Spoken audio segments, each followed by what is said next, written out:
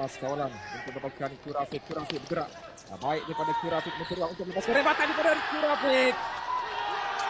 Jaringan pertama satu serangan yang cukup pantas dilakukan oleh Wipers. Tertewas Afif Haswan di seberang sana Garcia Alif Izzat. Terengganu, ruang yang lebih terbuka, terkena tiang palang. Ialah itu antara respon yang dilakukan di situ oleh Terengganu. Dari Alif Mat Amin. Tidak kawalan daripada Anwarullah. Masih lagi mengacah. Uthman Najmi memilih untuk melepaskan rebatan jauh.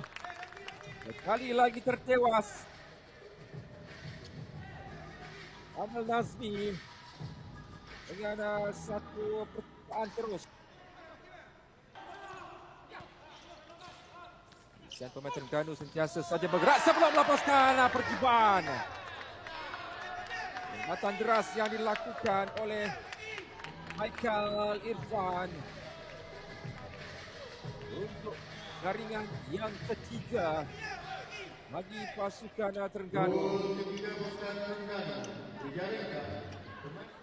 Hanya beraksi di bawah usia 20 tahun.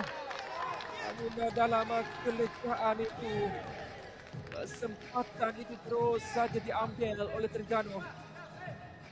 Dan Michael Irfan memberi sedikit kemenangan, namun usaha itu terus saja dikerjakan membolehkan jaringan kelima itu dapat dilakukan oleh Terengganu.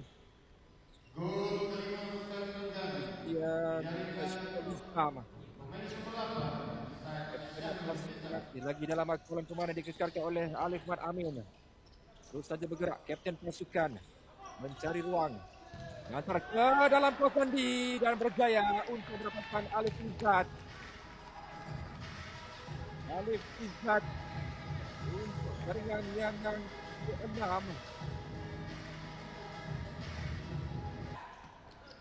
Haris Fazli terus saja bergerak Terengganu. Haziq Daniel, rebatan gol. Dah lama nampaknya peluang yang cuba untuk dicipta oleh Terengganu itu gagal untuk menghasilkan sebarang jaringan, tetapi kali ini Ahmad Haziq memastikan jaringan itu dapat dilakukan. Mencari ruang di bahagian tengah. Mudah untuk Alif Mat Amin. Untuk jaringan 8 Terengganu. Ini juga adalah merupakan jaringan yang ke-7 pribadinya. Secara keseluruhannya, ini mereka mencari kemenangan di stadium penutup Tukar Kuantan. Ini yang sedang dilakukan untuk mencari jaringan yang ke-9. Ingin berpesta gol dengan Alif Mat Amin mencoba hat-trick dalam perlawanan ini untuk jaringan yang ketiga.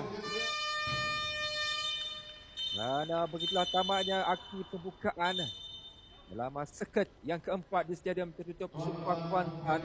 Dan inilah dia keputusannya.